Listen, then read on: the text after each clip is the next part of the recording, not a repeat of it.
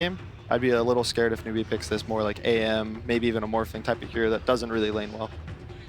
Yeah, I just think, like I said before, I think you need to be ready when you play against OG. And Or it's like either AM, by maybe helping even your a morphing lanes type of or hero that doesn't understanding, really lane okay, well. we may have to sack this I lane just and think, go elsewhere. like I said, because if you go there and you give them these kills in these situations because you respond wrongly, you're going to give them such a big lead and they will keep running at you like dogs the whole game.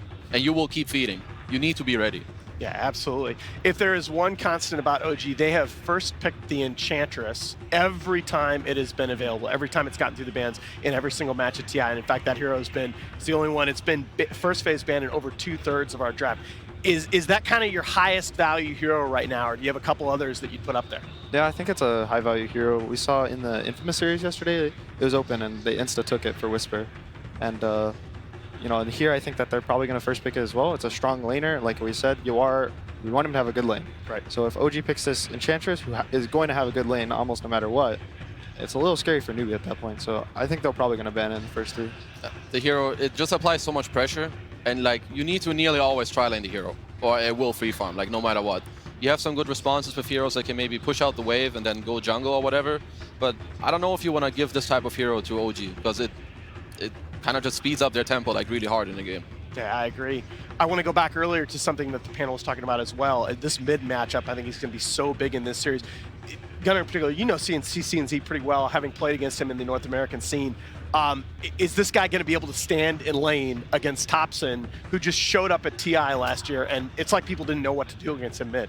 Yeah, I think so. Like watching him, like playing with him against him, you know, over the past year, he's improved like a lot since I think it was Grant said. His laning, you know, was kind of, it was good, but now it's great. I think so. His laning's much better. His confidence, I think, is improved a lot over the last year. He'll pick these heroes like Ember, and he fully trusts himself, and he trusts his team now to just go in, which is, I think, a little different from last year. I think last year he kind of was a little more laid back. He was trying to make sure, you know, he wanted to play Dota, and now he wants to win Dota. And Kezio, I want you to talk about playing against OG in particular from your position, from the support and the off-lane position. These guys are so active around the map. They're so confident in their reads. You see them, they'll lose a big team fight, respawn, and immediately just go back to that same lane. Does that change your mentality as a competitor? No, it does. Like I said, when you play against OG, you need to think different, because they don't play like any other team. Even if you kill a hero from theirs, the rest of them, they will run at you, and they will throw you off guard. And it's the same if they kill you somewhere and you're pushing out the another lane on the opposite side. They're already going there. They already know that you want to go there, and they are coming to goddamn kill you. So every time you need to think faster. You need to be aware of what's going on. One of the nice things about them last year was they were one of the first teams to like quickly buy back in the team fights. We saw in the grand final in Game 5, they were roshing, and it dies, he buys back, they win the rosh fight, and the game kind of swings really hard at that point, and you know, OG wins TI. So they're one of the teams I think that is like really good at these buybacks in the early mid game. Most late game teams are like good at these buybacks, but the early game I think it's gonna go well if OG buys back. Yeah, as I think you guys have probably figured out by now, we are in a short technical delay here. We are going to get you into the draft as soon as possible. But your point about buybacks reminds me of something. It's not just buybacks, it's also kills. The kill economy in Dota is really strange this year. Early kills worth very little, late kills worth a lot. So you'll see there was a match in the group phase. NIP was 30-30 in an Alchemist game in kills. They had a 40K net worth lead. OG seems to be very, very good, not only at getting kills, but at getting kills where they matter, at getting kills where they really hurt you. Can you guys talk about that a little bit? Early game kills are kind of weird right now because they increase the kill streak XP. Yes. So now when you go on like a 3 kill streak in your lane, you get killed once, the enemy laner is the same level as you. So it's these kills are still important, but it's more important for the first 15-20 minute kills that you try to rotate them into objectives, or you make them the enemy have to rotate towards you. Because either way, you turn these kills into pressure. Just taking the kill and then staying in your lane, hitting creeps, it's not that good anymore. Yeah, like Anna was saying, they recently changed this XP thingy, where if you have a kill streak, you get like a lot more bonus experience. And some people are like really aware of that, and I think some teams, they didn't really catch on to that until a while ago. But I think OG, they're really good at them, at that. I also heard Matumba Man, like he talks about this actively. Okay, this guy's a kill streak. Yes. If we kill him, we get a lot of experience, so it's great. And on top of that, OG are really good at kind of like rotating on a tower and killing a guy there and then kind of turning it into a tier 1 or a tower dive. So it's really interesting you said. It's like some players have turned this into a bounty system where it's like, hey, this guy is really big right now. We get him. That's a lot of resources. It applies a lot more pressure on the guy that's ahead. Like if you're mid, solo kills the enemy mid, he ganks the enemy try and gets like a triple kill, he's now dominating. You have to like relax now. You can't be this guy who just goes in, you're gonna get like 3 kills, you'll die, but you're like, oh, okay, they got like 600 gold on, their offlaner or whatever. It's all good, guys. I'm just gonna move on. Now, you get killed there, their offlaner's a higher level than you. So you have to make sure that, you kind of chill when you're having a good early lead, and that's why a lot of the more games are slow. People are more choking people out, you're playing the map slow as a team, pushing in all the lanes, and then that's why a lot of games are ending with really high net worth advantages. Mm-hmm. Yeah, I mean, it's interesting when you talk about tempo-wise. This is one of the only TIs going back for a while. This is over 40 minutes average match duration in this TI. The games have been going a lot longer, partially for the reasons you're talking about. Mirana, I can't disagree with that as the first ban from OG as we're just getting underway here in our draft. This has been one of the more impactful heroes in the tournament. Slightly more successful actually at the support role. Yeah, I mean, this hero, it just feels really good to play with. I think because the early game is pretty much sped up for a lot of teams. So you have the Moonlight. She can freely roam around, she arrows some neutral creeps, she feels good herself by getting those levels, and it's just working really well for a lot of teams. I think MSS from Newbee has a really cool hero pool. Oh, he plays absolutely. This Invoker for, he plays this Mirana for. He plays these kind of, because he used to play core. He used to play mid, and then he moved to offlane, and then he moved to 4, so he can't have this core mentality in these games, where he'll kind of have a slower lead, but it's just like he lost the offlane, and then he'll just farm back, come back, and now he's like a 4th core in this team. Sometimes, but then sometimes he's the hard 4. He'll buy some wards or whatever, kind of only get a blink, play with his team. No, I'm really glad you brought up MSS because the panel was talking about snaking. I agree, he's had a great tournament, but I think MSS has been one of the best players at the event as well. 8 players at this event, 16 or more assists the game. Of course, terrifyingly, OG has 3 players on that list, but MSS up there as well. And particularly early, he's been so active around the map to relieve that laning pressure. Because you talked about some of the importance of that, especially against a team like OG. Yeah. No, I think MSS has been playing great. Actually, I mean, all of their players, I think, have been stepping it up quite a bit. I also saw CCNC in their early matches. He was rolling over some people. I think it was Liquid, especially. In those series, damn, he was looking real strong. So we also see the Chen. I was kind of worried for that. It gives this OG this early game tempo. It's one of the no-tail classics when he moved to support. He used to be a Meepo player, so he has this micro skill like built into himself. He's practiced it over the years. He played Meepo support too, but I don't think we're going to see that now. But this Chen ban, I think, is good for Newbee. With their bans, they're slowing the pace down. They're not giving away that Ench for the other game. They're not giving the Chen for the other game. So they're going to try to slow down, maybe get themselves like a comfortable position in the draft. Yeah, and similarly, you see the reverse theme that on OG, they're worried about scaling. They're worried about Mirana scaling into the late game, as you talked about, possibly from the 4 role. And Pylai Dai, 34 and 16 in his career on the Warlock. That's one of the strongest scaling 5 position heroes in the game. It also helps Yawar's lane. If you have a Shadow Ward in your carry, he'll kind of give a little more sustain in the lane. So banning the Warlock kind of makes your offlane a little stronger if you don't want to play against it. It's similar to the heroes like Bane that some teams will run if they want to protect their safe lane. You pick this 5, and their whole point in the game is to help your carry have a good game. Absolutely. So we are getting into the first phase picks here, moments away. Elder Titan, the most picked hero in this tournament, extremely successful, but tempo-wise, again, Elder Titan in this patch, 20 and 6 in games that end before the 35-minute mark, only 21 and 24 in games that go past that point. OG, we all know they want to play fast. Yeah, that actually surprises me about the stat of ET. I think the hero is really good throughout the entire game, not just early on. One thing to note is that Alchemist was not banned in the first phase. I think he's been highly contested throughout this entire tournament. But I can't really disagree with the bans of either of the teams. The hero is really strong in the early game. Yeah, his aura is really good when you don't have, damage reduction items. You don't have hoods or pipes or armor. Yeah. So once it gets later in the game, some teams will buy ACs, they'll buy pipes, they'll buy, plate mills, these kind of things, and it kind of offsets the aura for ET. But in the first 35 minutes, you're kind of more focused on getting, drums, Yasha, Maelstrom for your carry, maybe for your mid, a Blink Dagger, even a BKB. But once that's out, the aura is going to kind of crush you.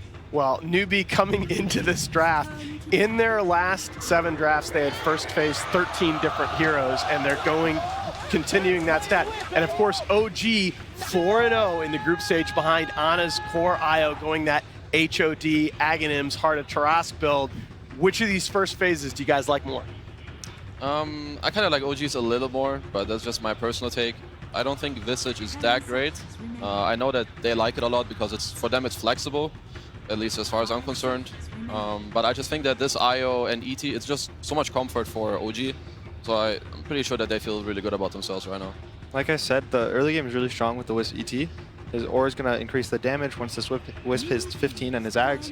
His spirits are just going to deal a crazy amount of damage in a team fight. So it's a little scary for Newbee.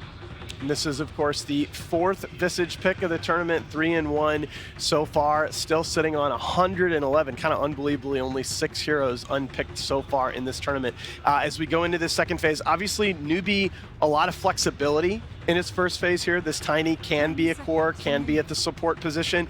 Where do you guys see Visage? Is this definitely a core? I think most teams have run it as support. Really? More Okay. often than not. Yeah. I think the Tiny might look better as a core. Okay. If he gets this Blink Dagger, maybe Echo early, the Wisp has kind of high HP if he goes, Bracer or 2 or the Hod. But I think he doesn't have much armor. So this Tiny will combo him, hit him, 2 times, and maybe he gets low enough that the OG can't continue the fight. Yeah, I agree with Gunnar. I think Visage is most suited right now for the support role. It's also how most people play them. Also something to note about OG's dual lanes, they usually synergize very well. Like let's say OG, they lane this Wisp and ET together. ET really enjoys a hero that can potentially help him, and if it's Wisp with him, I think it's actually really hard to run into this lane if you're Newbee. It's also double movement speed. You get movement speed from Tether, and then the Wisp will match the ET's movement speed that he also gets from Spirit. So they're going to be, speedy, running at the enemy off lane if it's a safe lane Wisp. Axeban, I think that's more to protect their Visage. He does really well against birds. He's a natural Vanguard Crimson Guard buyer. And he, he can call the birds, he can kill them in a couple of spins. So I think it's more to protect their Visages now. I think Bad Rider or Bristleback would be really good for OG in this next phase. So I'm hoping that Newbee ban out one of them, preferably the Bad Rider. So you like Bristleback for the physical damage against the birds, and you like Bat Rider just for the laning? Bad Rider is just really annoying to deal with for these 2 heroes. Okay. He kind of burns through the Visage really fast. Same with Tiny, he has very low turn rate, and he's a slow hero on top of that. Also, it pairs really well with Relocate, at least for Bad Rider. And Bristleback is also just a very known counter to the bird. He just turns around, has his passive, and then passive reduces damage, and then he gets blocked by Vanguard, so he takes actually no damage in the other game. Yeah. Yeah. So the Alchemist ban coming out in the second phase, you guys did talk about that in the first phase, been one of the more contested heroes in the tournament, second most banned. Actually, maybe first has moved ahead of Enchantress. Yeah, so from OG's ban, you can see they don't want a slow game. Because this Sven and this Alk in a slower game, they're going to be able to farm. So the OG is kind of trying to get this maybe slower game with the Wisp, but they don't want to have this Newbee in this comfort being in a slow game. And from Newbee, you can see they're a little scared of the team fight from OG. They're banning the Magnus with RP, banning the Axe with Call, they're banning the Tide Hunter with Ravage, banning these team fight heroes you can kind of group around. Maybe they get a Blink Dagger, and then they frontline. So I think Newbee's kind of playing towards their slower style that they can fight into the enemy team without having to 5v5. I think this is, by the way, low-key one of this man, Snaking's best heroes, Beastmaster. He is 14-2 in his last 16 pro games on that hero, and I think this gives them the option of forcing that tempo early. Beastmaster plays very fast. I still think there is some chance that this Visage will be in that core role with the Beastmaster aura. Oh, definitely could be. Definitely could be.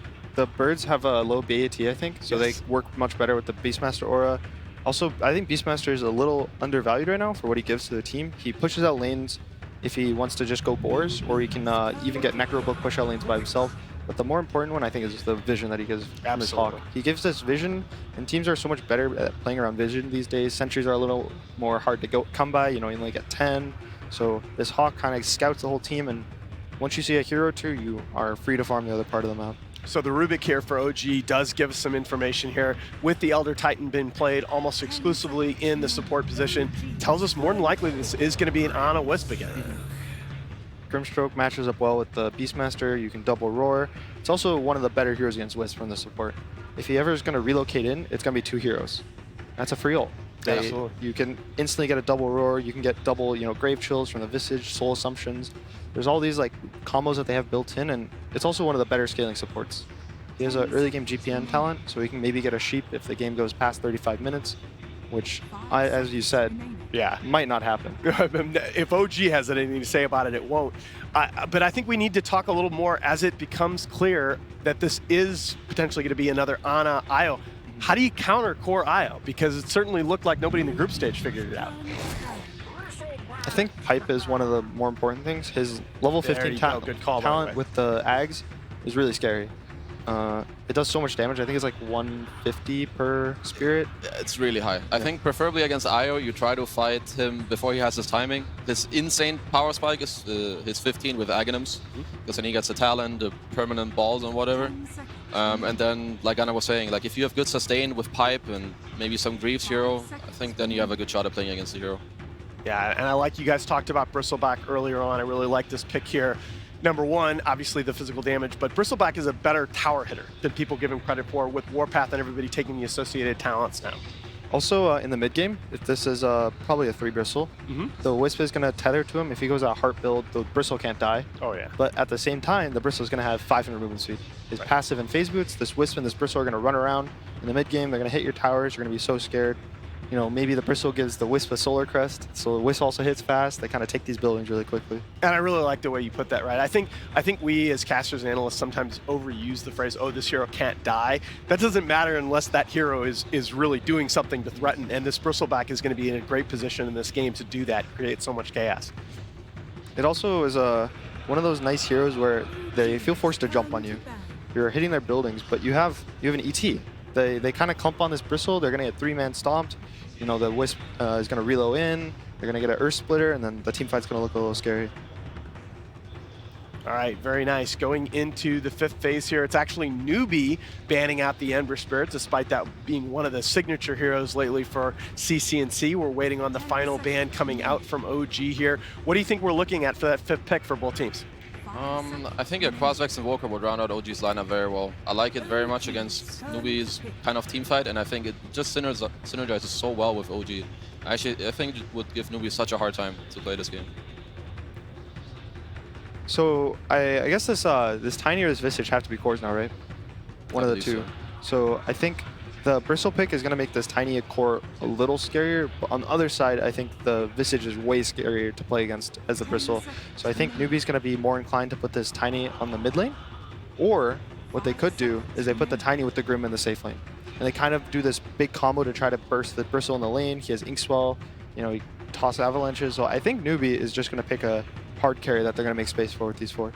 I really agree, and I wonder if you guys agree with me. Just overall, as we take a step back from the individual hero mechanics, I feel like Newbee have really had an answer to OG so far in this draft. Are you surprised by that? I'm surprised by this. Omni Knight pick. All right. Well, you want to talk about heroes not dying. So what are the lanes here for OG? Mid Omni Knight, maybe? Okay. I think so, yeah. I think mid Wisp or mid Bristle. I don't know. I want to see it. Is it OG Radiant? I believe they're Radiant, right? I believe so, yes. So if OG's Radiant, the Bristle can actually stack his own Ancients from the mid lane with Quill Spray. So you can just walk under the cliff, Quill Spray, stack his own Ancients, and if he does that every minute for the first 5-6 minutes, he'll hit this level 7, and then he's going to hit level 10 in the next minute. They'll probably decide off of the last pick on Newbee, how they put their lanes. I would actually really like Timbersaw here for Newbee. I don't know if they're capable of playing all their heroes like that, but they have...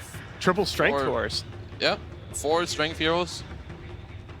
You don't have to worry about scaling too much this patch, I think. A lot of the heroes scale without needing like a hard carry, right? So it's like there's Ags now, there's Moon Shards if maybe this Tiny gets a Moon Shard late game, even the Tiny Ags Daedalus, there's your physical damage in the late game. So this Timbersaw, if they play it with like all their heroes, they can put the Timber mid or top. He's going to have a good game. He's going to slow down the game because OG can't pressure him. He can sit in front of all their towers. I think it's a good pick. Yeah, I like OD and Timber, but I don't know if they're going to pick a hero for Yawar maybe in the safe lane instead. I feel like they might be thinking about Slark. I wouldn't like it as much, but could be something that makes sense. All these heroes are kind of abused this tankiness or like long fights with high sustain. What about a Life Stealer? I think it's okay, but I feel like it might just lack some damage. I don't know if he can cut through those heroes. Statistically, Lifestealer, there you go. That has been a late game hero in this tournament and in the recent past. Guys, we got a heck of a game here underway. OG facing off against the North American squad for the second year in a row to start their TI main event. But before we throw it over the game, we've got Thanks Purge with the last word. Hey guys, OG opening with their IO in the first phase is not too surprising considering what they've done with the group, in the group stage. And what it's really effective at doing is once it buys Aghanim Scepter, it has a really good mid-range, high damage output. So it's not good for IO if the enemy heroes can get right on top of it. So to cover that, OG has Bristleback to be really obnoxious and tanky to kind of give it some space in between. And they can also protect it with their Elder Titan support, as well as the final Omni-Knight pick. They can buff up his strength and make it hard to disable him. So something that Newbee might want to do is maybe try to crush the IO in the lane. They pick potentially really strong lane supports like the Visage. They could potentially tri-lane him, try to nuke him down before he gets a lot of items. Or what they need to do is just hit the back line and blow up those heroes if possible. It's super important that the IO doesn't snowball. If they commit to the IO, they need to kill him without him getting a lot of response kills, or it's just going to get worse and we're going to see a lot of matches like we saw in the group stage. So with that said, we're going to throw you guys right over the casters and have an awesome match. An awesome match would be absolutely wonderful. Sind and I think we were spoilt for our second series yesterday. But hey, let's see how we go on the first one. Newbee versus OG. We're wondering if there's going to be a draft advantage for OG because we've been drafting this quirky little wisp. But as the panel was saying, it seems like Newbee have done preparation. Really? I know. Amazing. Yeah. Both teams have really different lineups and really different win conditions in this game. It's going to be like a complete clash of styles, which has kind of been the case for most of OG's games in the group stage because nobody has their style, so it's a clash of styles every time. But yeah, I think as the panel has talked about leading into it, it's really important for newbies to get on comfort heroes, and I think they've drafted a lot of stuff that they've been doing great with that really fits their players and their playstyles. We were debating, I think the Timbersaw suggestion, I looked at that draft, I was like, Timber is amazing here, but I was thinking, does this fit how like Newbee's team identity? Would they put Yawar in a hero like Timbersaw? Are they looking for the Lifestealer or something like Weaver? And they do end up going for the more classic type carry, which doesn't put them on as much of a timer as a Timbersaw would have. And maybe that's the mentality they have. They're like, okay, OG will hit a mid-game timing, we need to survive that, and we'll win late. I also just like the synergy that comes from the rest of the Newbee lineup. Like, we could look at Yawar, but we've been talking about the Grimstroke and what can work with Soulbind, and there's so many different things that can do it. And OG should be aware of this. They were the ones who started trying to find their confidence back at ESL1 Birmingham by running these Grimstroke abusable Soulbinds and created this meta that we find ourselves still tapping back into every now and then. This does not look very similar to most of OG stuff from the past, though. If you were watching OG at TI8 and you haven't been watching too much Dota this season, OG have barely played these heroes all year. They started playing the Carry Wisp just here at TI9. They've played a little bit of Elder Titan on Jerax and a little bit of Rubik, but this time it's No-Tail on the Elder Titan. Hasn't played that too much this season. Seen a little bit of Omni-Knight, but Thompson, Bristleback, like, it's not like they've never played the heroes, okay? But it's not the bread and butter OG that you would have seen earlier, and they're really good at adapting and coming up with new cool strategies, so I'm looking forward to seeing how they pull this off in this game. The battles for the runes. Newbee is able to at least grab two of them. They couldn't grab the top one. Snaking was trying to contest No-Tail for it. Did he actually send his boar over? Yeah, he destroyed the last one. Yeah, so it's only 2 runes going the way of Newbee, 1 the way of OG. That could have almost been 3 for 0 if I love how all No-Tail these, didn't get the rune. like we had an undisclosed person who was up here before, but all the goofy flags is all the icons of OG that they're running, and it's just like every different pose that Goofy can actually take. OG, as they said, like mental kind of play against almost everybody. Warfare. Yeah, No-Tail, that's a lot of damage he's taking up on top lane, snaking an MSS. They put the Soul Assumption into him already. Obviously, Anna's going to give the regeneration. And this is the lane that we have seen OG abuse during the group stage as well. The ET, who could just get so much damage from these ET spirits. Even like in a dual lane, it's enough. So he runs back in with now plus 55 damage at level 1 and just wants to beat the crap out of the support. But it's just fueling MSS with the Soul Assumption, as long as MSS has the sustain. Yeah, I think OG would like to trade with MSS as much as possible because he's low on regen in the lane. He hasn't brought too much stuff, no mangoes, because he wants to go for this quick fast C. And I would imagine he will use the courier soon to get up some mana here, because Visage without mana in lane is really terrible. It's one of the weakest heroes in Dota when it has low resources in lane, just not very good damage. weak animation, bad armor, and yeah, you got to play on that mana, especially as a support. I want to also just keep a side eye on that mid lane. CCNC versus Topson. We just go to the Grand camera. We never move away from mid lane. CCNC, he's already 9-3 up against the 5-0 Topson, who's got an extra little bit of a wave coming his way though. But CCNC actually got a nice toss back onto Topson, so he took some damage from the tier 1 tower. Maybe not exactly what Topson was looking for, but it does just make you think a little bit more about how the positional play is going to be coming in here from OG. How can you actually fight against Newbee and actually win a positional battle? Obviously you have an IO, but getting slowed up or controlled up by Grimstroke with the stuns that come from him, open wounds, you got another slowdown through the Grave Shield, you got Beastmaster Roar, Tiny Toss, Avalanche, like it just seems to just be coming in spades for Newbee when it comes to control. The key hero of the strategy for OG is actually Omni Knight that we haven't talked too much about, because he's the true enabler of the lineup. He needs to hard dispel the Roar. He needs to protect the IO or the Bristle, whoever is the carry of the game. We'll have to wait and see who becomes the true carry of it. And yeah, he is what is going to keep the fights together. Because if they don't sustain long enough, they can just get killed off by burst. Really thinking about diving CCNC. He's got 3 Quill Spray stacks up top. He's going to come underneath the tier 2 tower and maybe a little bit too deep. Is there any support that wants to TP over? CCNC feels like he can go back in for a little bit more. Hit him with the tree. Topson's so low, but CCNC still with the 3 Quill Spray stacks. The tree toss. It's so much damage, but not enough. 29 HP. And CCNC has to move to the north side of the tower. This is why we always keep our eyes on mid. Well, Topson's trying to deny himself to this neutral camp. CCNC's coming over. He's got toss available, but all right, Alphas win. That's a long death timer though. He's down for 25 seconds. CCNC right now I think should be nuking out this wave and suicide to the tower. That way he gets all the experience and gold here and gets back to lane with full resources. I hope he's going to make this exact play. He's buying a bottle. And I think well, he's just going to kill himself. Yes, perfect. This is the best play you could make. Topson fortified, probably just to make sure that CCNC can't get every single CS there. No, it's just one. Yeah. Hey, but one counts for it all rather than time, that, right? the more important thing about the glyph was that he gets the experience coming back. Because if he hadn't glyphed that wave, he would have lost a full wave in tower before his respawn. This way, he protects 3 of the enemy creeps, keeping them alive outside of the tower range to come back in. I love the way the glyph has evolved since it got implemented. Like, people have got more and more creative with how to use it and what it can actually contribute to the laning stage. Outside of the obvious intended way it was implemented originally, which was to protect towers, since it started affecting creeps, you can do a lot of cool things with it. Topson's copying a lot of damage. CCNC nuking down the wave with tossing back Topson. So he took all the brunt of the damage from the towers. CCNC has a haste rune. When he gets Avalanche again, Topson could just flat out die here. Half HP, he has no regen. Does he have anything coming in? No, he doesn't. Courier only brings in, well, he's got a Mango. He's backing up for the 5-minute shrine.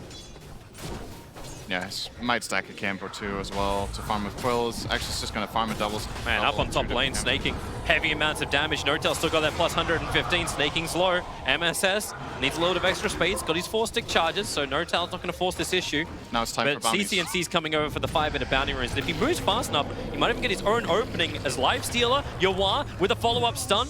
And it's going to be repelled out by Seb. But this is 4 bounty runes going the way of Newbee. That's really, really big for them. That actually means that OG has claimed what? 1 bounty rune? This is like so far in this game. Got 1 rune only. It's a good thing they're not running Alchemist. Then they would have probably got a little bit different approach entirely to the game. But yeah, that's really big for Newbee. That's the same as getting like 2 kills in terms of just raw gold. I still wonder, like, how long does this keep going this way? Like, you got 1 kill the way of OG. The gold advantage is about 1,000 to Newbee. The CS is pretty even across the board. But we've seen these timings from OG. Once Ana gets a little bit bigger, starts to sync up with a couple of his other heroes, like the OG just roll over every other team. How does Newbee prepare for this? They could try to out-tempo them before Wisp is level 15. So there's going to be this really strong timing for Newbee when all their heroes are level 6, when they have Visage Birds, when they have Roar, when they have the Soulbind like we've talked about. I think they should be favored in fights around that timing. OG's lineup doesn't have that much in the way of damage except the Bristleback for a while. So I think that would be a good approach. And then if you get ahead during that time, then when Wisp does hit the level 15, maybe you chill a little bit, get key items, and then you can go again. Auras are also a great solution in this game, which they will have plenty of with the Beastmaster. Yeah. So Armor auras are really good against the Bristleback. Not so good against the IO, of course, but maybe he can buy a pipe. They're gagging up on top. At the same time, Notel and Ana are coming into the tier 1 tower. This smoke maneuver from Pylai Dai and CCNC. This could be really punishing. If they can kill off Ana at the beginning, he tethers back. Actually, Notel's the one being slowed down. CCNC, he really wants to kill off the IO. He doesn't want the ET. Ana is the primary target, number 1. Notel puts him to sleep. CCNC was just out of range for it, and he'll come back in with the stun. But no, Ana tethers away to safety. Now Notel brings in this plus 160 damage to dissuade Newbee. The failed rotation from Newbee is going to cost them. They really wanted that kill on Ana, but the positional play from OG, just too good. That was just a flat-out outplay by Ana. Going into the bottom left corner there, so the Avalanche misses. Top lane, though, they're still going to get no-till here, I think. Yeah, the stuns are out. Ana can't give that much, and that's actually first blood. Remember that technically the first one that happened was the denial inside the jungle. Still shows up on the board.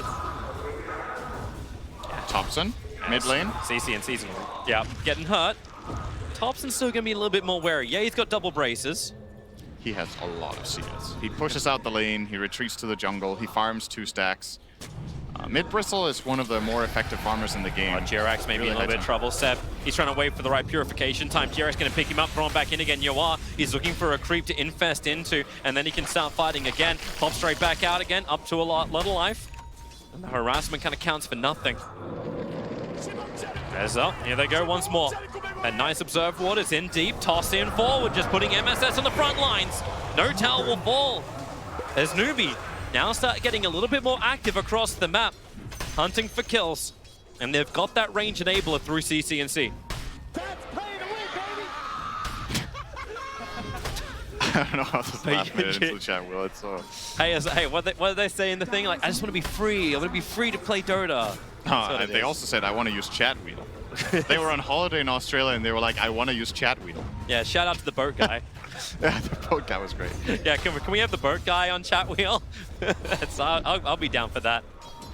I like what CCNC is doing in mid here. He's identifying that he pressured the Bristle back away from the lane for a bit, and that Bristle will also want to semi-jungle. So he's trying to constantly push the wave into the mid tower to force a response and defense, and that will allow him to eventually break down this tower. He's got about half of it so far, which is great. They also identified the fact that Notel's preparing stacks. Grimstroke's in very deep. The Observer Ward's there. The Stomp not going to sleep up anyway. Grimstroke just going to TP away, realizing the stun's already been used. But these 2 Observer Wards has been placed down. Every time I've seen OG play this IO on Dire's side, they've always pulled him back around that 10-minute mark just to farming up those stack areas. And they're not looking to block. They're looking to contest with the wards. And here it is. Ana walks up high ground. It's like, all right, boys, maybe we should start getting some sentries out because now they're going to try and flash farm him.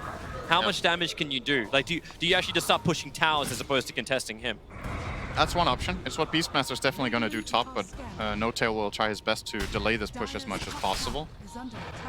One downside to playing 5 Elder Titan, though, is that your mana pool is relatively limited, so he kind of needs IO to sustain him. In the middle of the Ancients, he's battling for the 10-minute bounty runes. Once again, Newbee claiming all 4 bounty runes. Back-to-back bounty winners relocate from IO. It's pure efficiency. But he's already finished up the Dominator. Like how they're even giving the IO the tome. Yep, get level 7, so you get level 4 spirits. And yeah, he's just jungling. He's got the Dom creep, got a wolf. The Observer Wards are still watching this, but obviously Newbee know. Like, if they're going to go for it, then they've really got to go for it. But top lane may be an easier choice. You got Beastmaster Aura up on snaking, Notel's backing off. The Spirit walked over the top of Grimstroke, but I don't think it actually clipped him enough.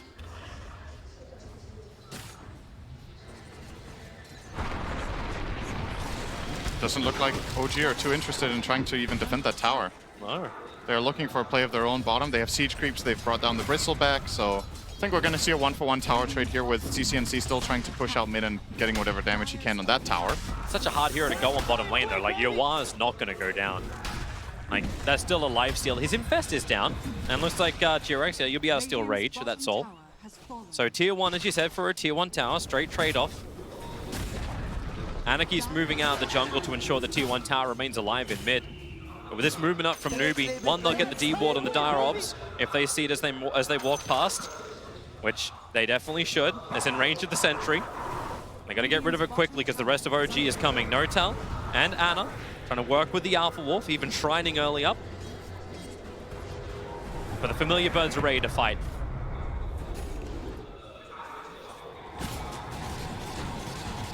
And they do not want to give Ana this room to breathe. And MSS even looking to steal the camp. Now Notel, actually on bottom lane too, but the stun, it comes in towards the Elder Titan. The nuke damage is a little bit faster. Yuar able to just get himself away. Thompson underneath the tier 2 towers in pretty deep if anyone wants to try and contest that, but Newbee had pitched a tent right here inside the Dire jungle, and they don't want to go anywhere else. Even Pilot Die with fresh Observer was to make it work. They're limiting IO's farm a lot if they can play aggressively up here, but Thompson's it's really actually dead.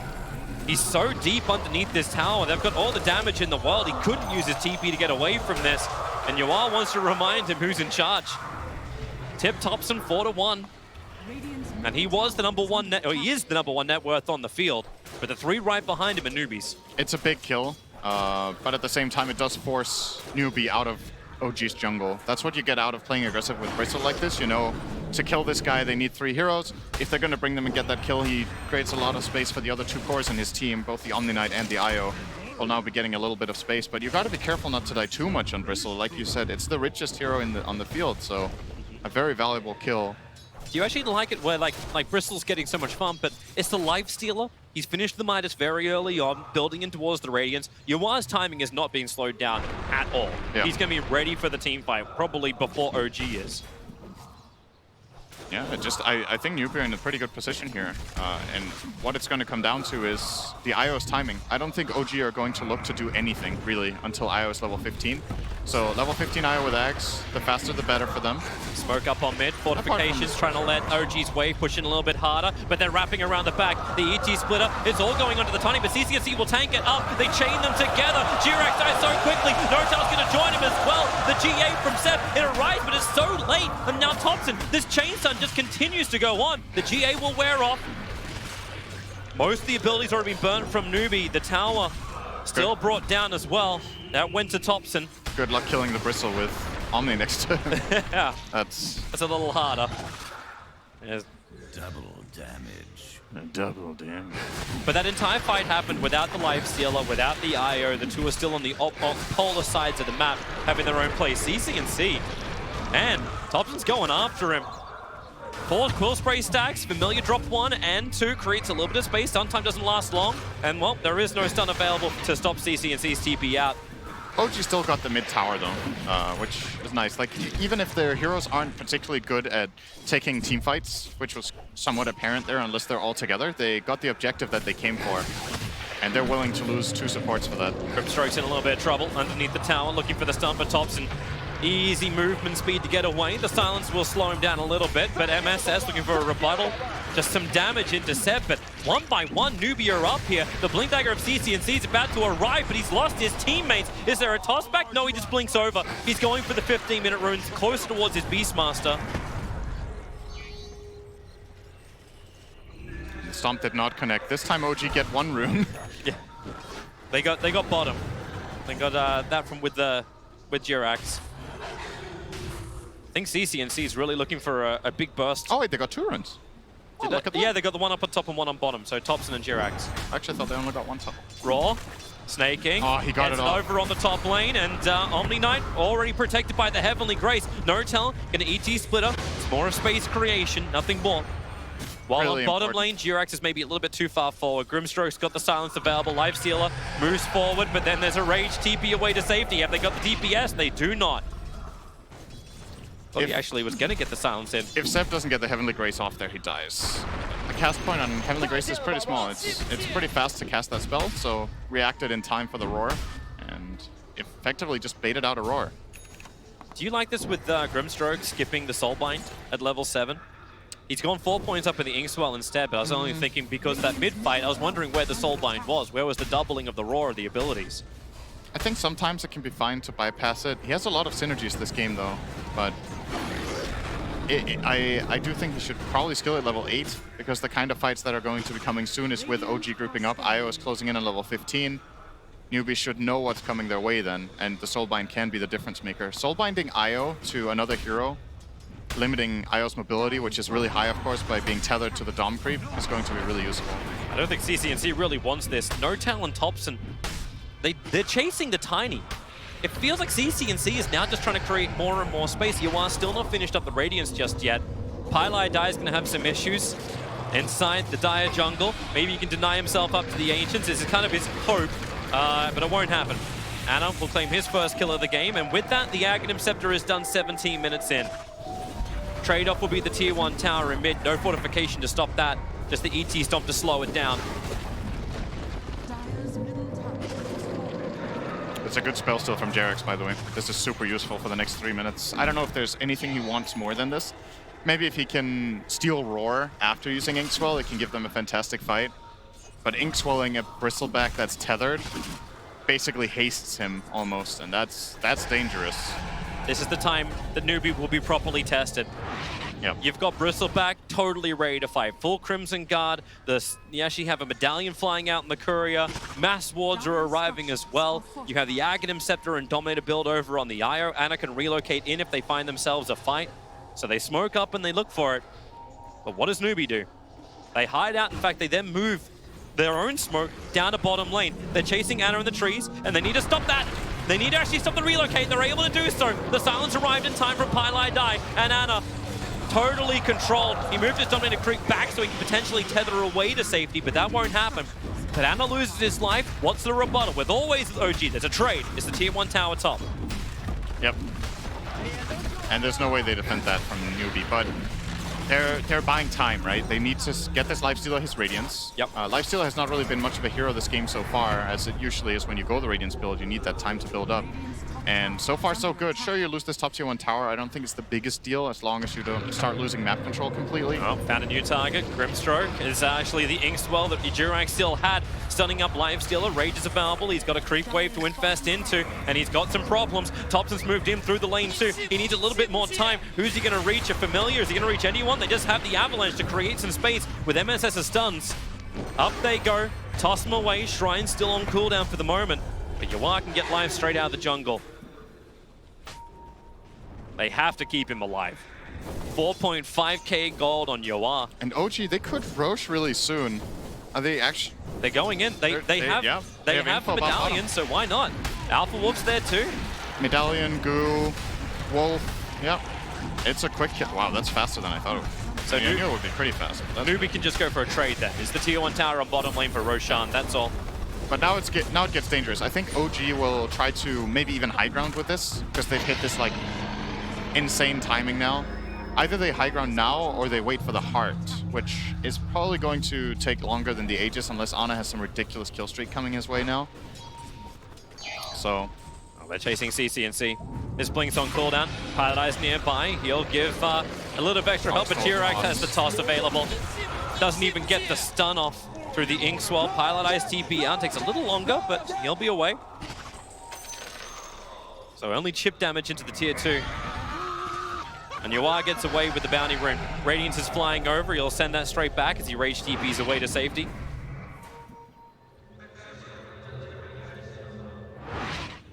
pretty even game right now, though. But you kind of have this feeling that OG will have this ridiculous fight soon coming their way. After what you've seen in the group stages, how they've run this lineup, them having the Aegis. Oh, that courier needs to not die. All right, they got the Radiance at least, but they get a little Pylai die. MSS will have some space. Yuan beating into Ana, relocates away to safety. And she relocated into that. And now Thompson battles against Yuan. Yuan, he kind of needs a creep to work with. He needs something to work with. MSS can't help him out. And Thompson, Grave Chill, Jirax moved in through the side. A quick toss, catching the two of them together. They just keep buffing up Thompson. Not even a ridiculous team fight. It's just an easy play where Thompson knows just how strong he is. Grabs the creep wave from up on top. You pull it towards mid as well. So all the pressure from snaking to the tier 2 tower will also just be negated. OG just have insane vision up here. Ana knew exactly what he could get away with that relocate play because of the deep ward that they've had for so long. 3 minutes. They've had this deep high ground ward in the Radiant top jungle. And it's high ground time. It is. 21 minutes in is the OG special. Pushing into the tier 3 tower. So snaking They just have to almost let it go. Fortification will arrive, but until Lifesteal is back up, they can't fight. The new items arriving. Solar Crest is up. Rod of Atos on Omni Knight. They'll take the tier 3 tower. And there's no reason why you need to back up. Not unless a big initiation from Newbee is able to connect. Ana and Thompson, the ones on the front line. Remember, Ana's still got that Aegis Immortal. Yawar copying heavy damage early on.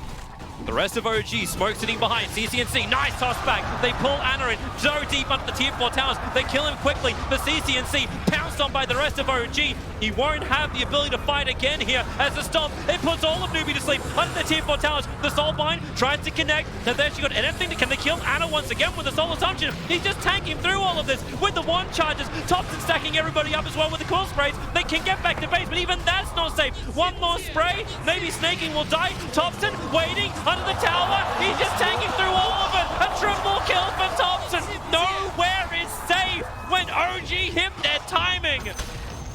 He just killed 3 heroes with the fountain. Oh, Bristleback, what a hero.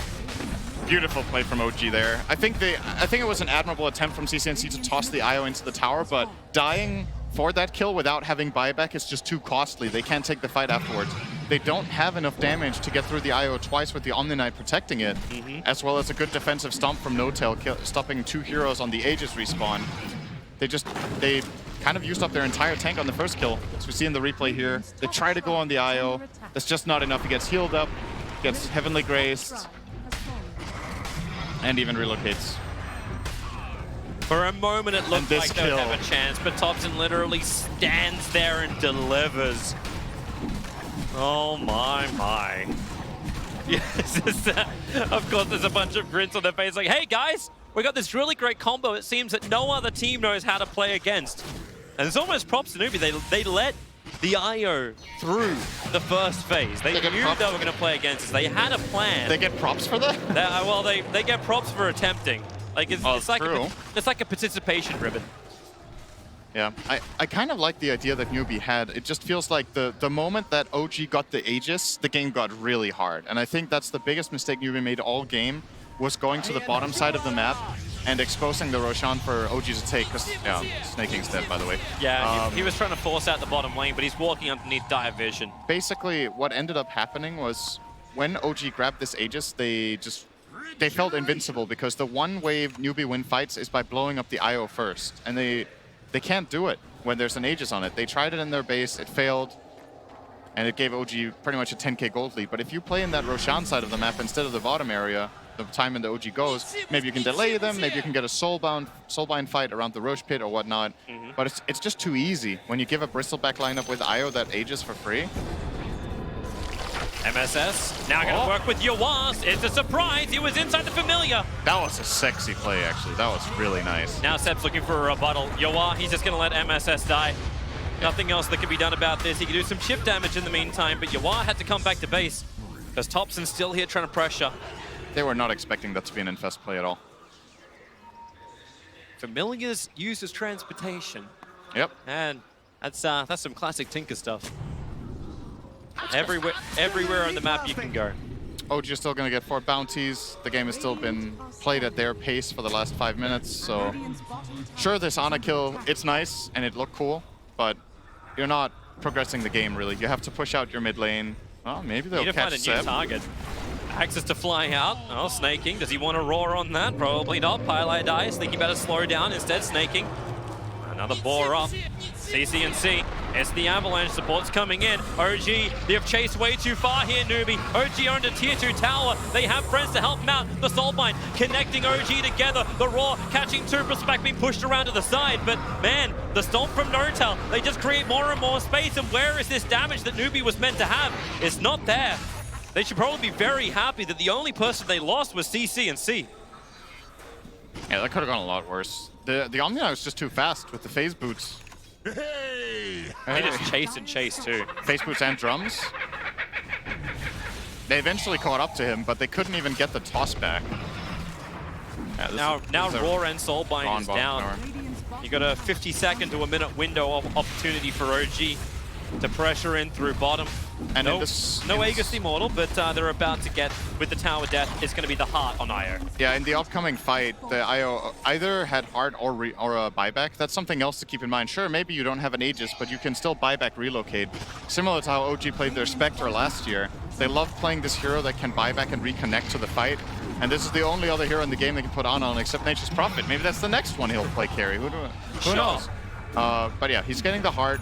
This kill is ridiculously difficult to jump in, perform. toss back. They found themselves a target, but Bristleback with a fresh Assault Cuirass. That's a lot of life and armor they have to get through. Yua's giving it a shot. OG have come in deep. CCNC once again just stunned up and controlled from the back line, trying to create more space. He'll be the first one to die here. The Roar is finally out, but for what avail? Nothing is really going here. And Thompson, he's the man that's going into the fountain once again.